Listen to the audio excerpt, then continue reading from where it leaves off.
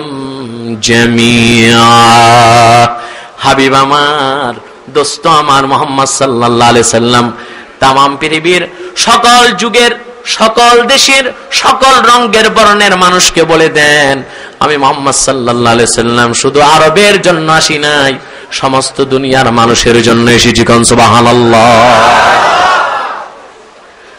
ভাইরা আমার, আল্লাহ রাব্বুল আলামিন আপন হাবিব মুহাম্মদ সাল্লাল্লাহু আলাইহি সাল্লামের সবচেয়ে বড় পরিচয় কোরআন শরীফ সূরা আহজাবের 40 নম্বর আয়াতে আল্লাহ তুলে ধরেন। আল্লাহ বলেন, মা কানা মুহাম্মাদুন আবা আহাদিম মির রিজালিকুম ওয়ালাকিন রাসূলুল্লাহি ওয়া খাতামান নাবিয়্যিন ওয়া কানা আল্লাহু বিকুল্লি শাইইন আলিমা।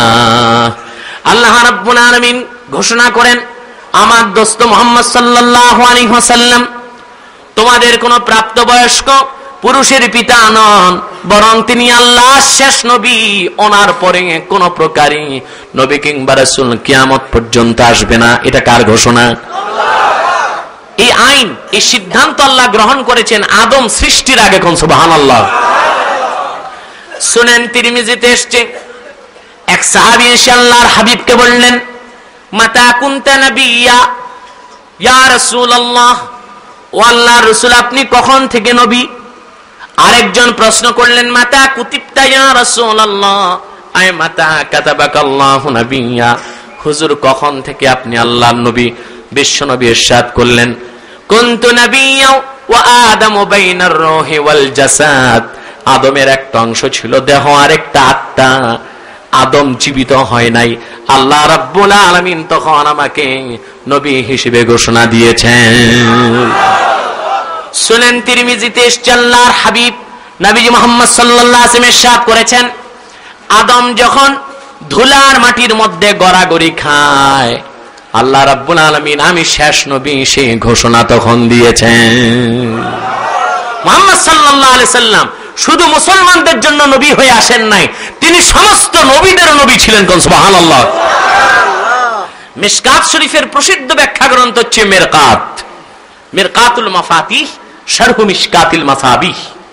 তাকদীরের আলোচনায় হানাফি মাযহাবের বিশিষ্ট ফকিহ মোল্লা আলী কারি রাহিমাহুল বারি বড় সুন্দর কথা লিখেছেন। তিনি লেখেন, আল্লাহ রাব্বুল আলামিন মানব জাতিকে আলামে আরওয়াহ থেকে, আত্মার জগৎ থেকে আলামে আসবাব বস্তু জগতে প্রেরণ করার আগে আত্মার জগতে একটা সম্মেলন করেছিলেন। কোন সুবহানাল্লাহ।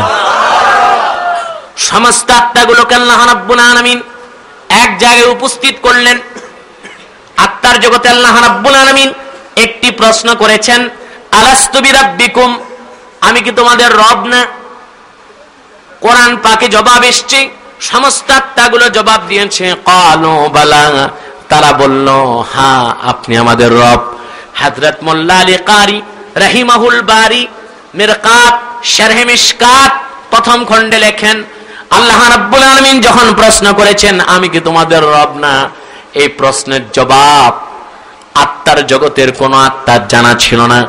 সর্বপ্রথম আত্মার জগতের সীমাহীন নিস্তব্ধতা ভঙ্গ করে প্রথম যিনি জবাব দিলেন হ্যাঁ আপনি আমার রব, তিনি আর কেউ না, আর কেউ না, বিশ্ব নবী মুহাম্মদ মুস্তাফা সাল্লাল্লাহু আলাইহি ওয়াসাল্লাম প্রথম জবাব দিয়েছেন হ্যাঁ আল্লাহ আপনি আমার রব।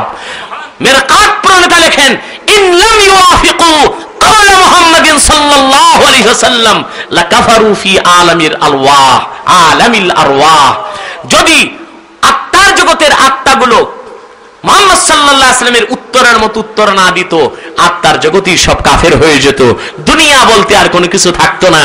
তাহলে বিশ্ব নবী মুহাম্মদ সাল্লাল্লাহু আলাইহি ওয়াসাল্লাম সমস্ত জগতের নবী, সমস্ত জগতের জন্য রহমত, আদম থেকে ঈসা পর্যন্ত সমস্ত নবীর তিনি নবী। আত্মার জগতে যখন হেদায়েতের কেউ ছিল না, সমস্ত নবীদেরকে হেদায়েত করেছেন মুহাম্মদ সাল্লাল্লাহু আলাইহি ওয়াসাল্লাম।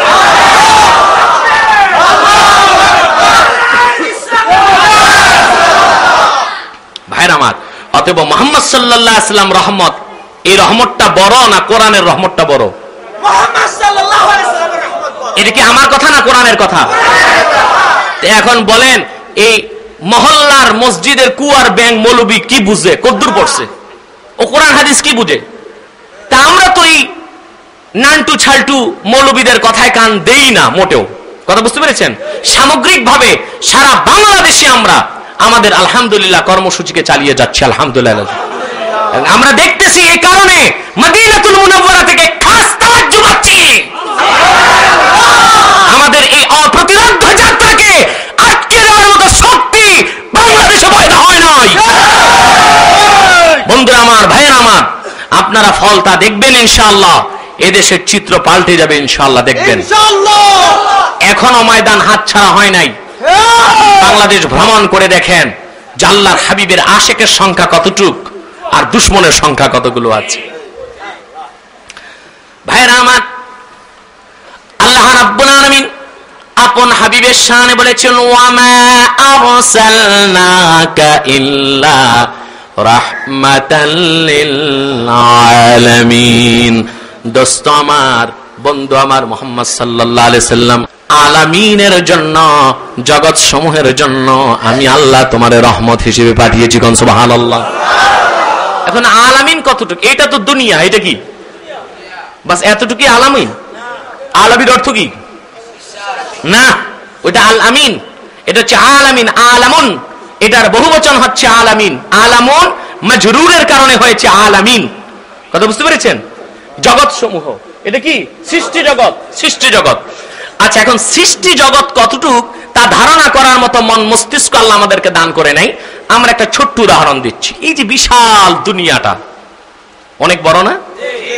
কানাডা হচ্ছে 90 লক্ষ বর্গ কিলোমিটারের চেয়ে বড়, যুক্তরাষ্ট্র 90 লক্ষ বর্গ কিলোমিটারের চেয়ে বড়, আর সেই তুলনায় বাংলাদেশ 1,44,000 নাকি 47,000, সে যাই হোক 1.5 লাখ তো বুড়া না। কারণ বাংলাদেশের মতো 60-65টা বাংলাদেশ এক কানাডাতে রাখা যাবে, ঠিক কিনা? যাবে কিনা?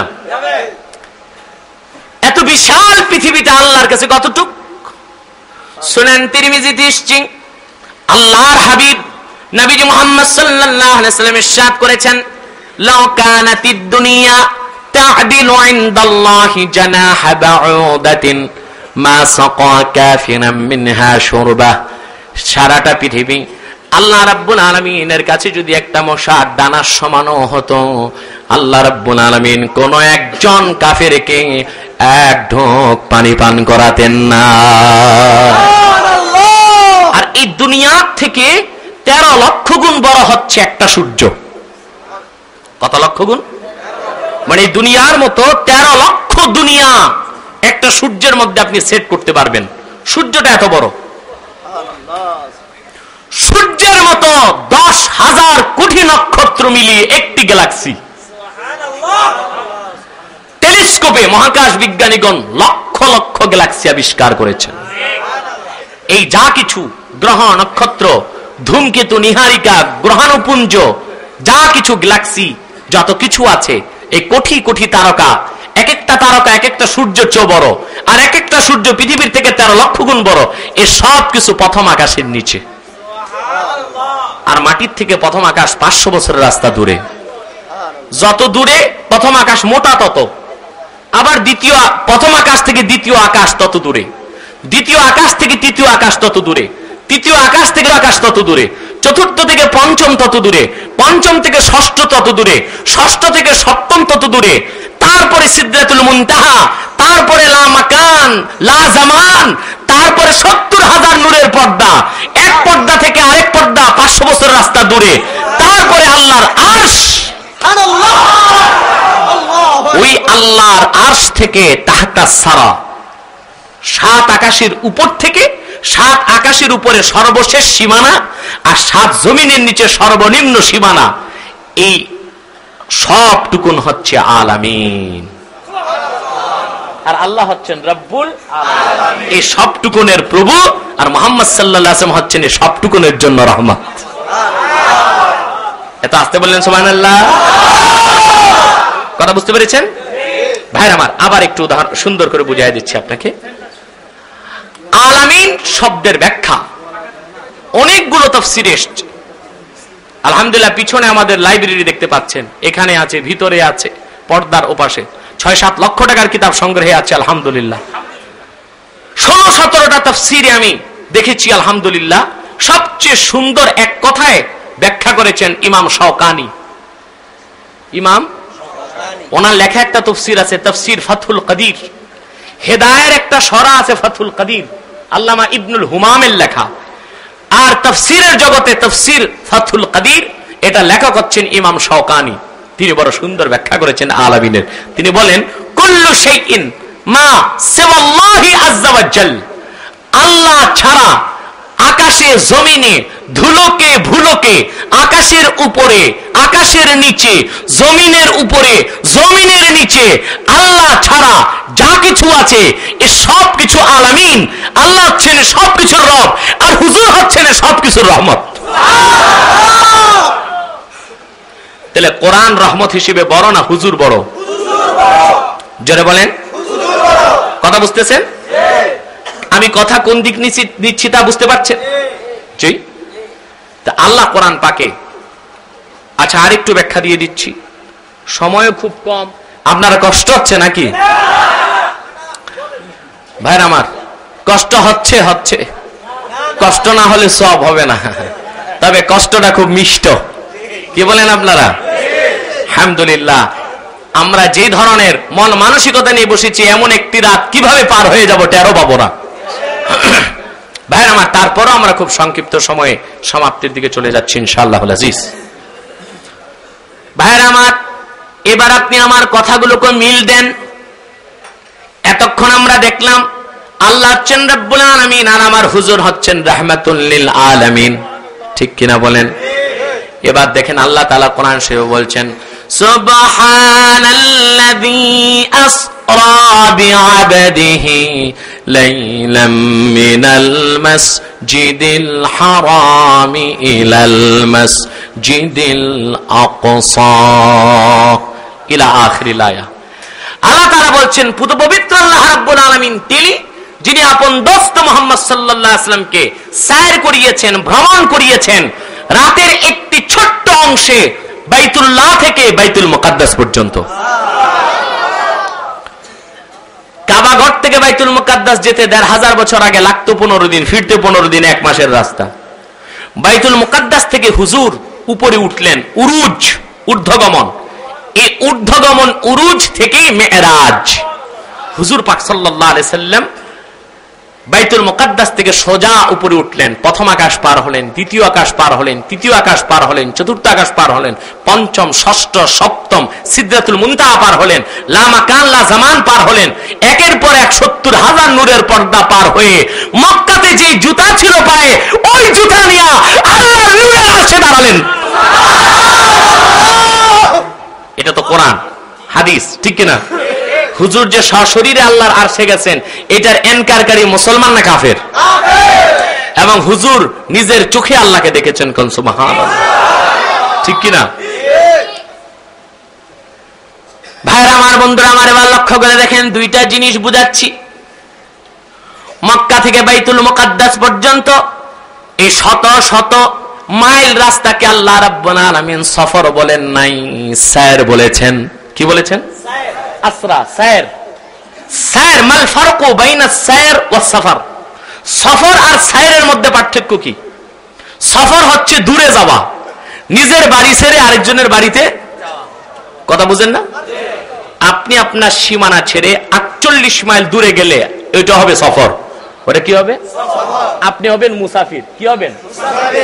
আর যদি সকাল সন্ধ্যা আপনার মনে করেন ২-৪০০ কানি ক্ষেত নিয়া, বাগান নিয়া বাড়ি, এইটা ঘোরাফেরা করেন, নিজের বাড়ির যত দূরেই যান, ওটা কি সফর হবে না সায়র হবে?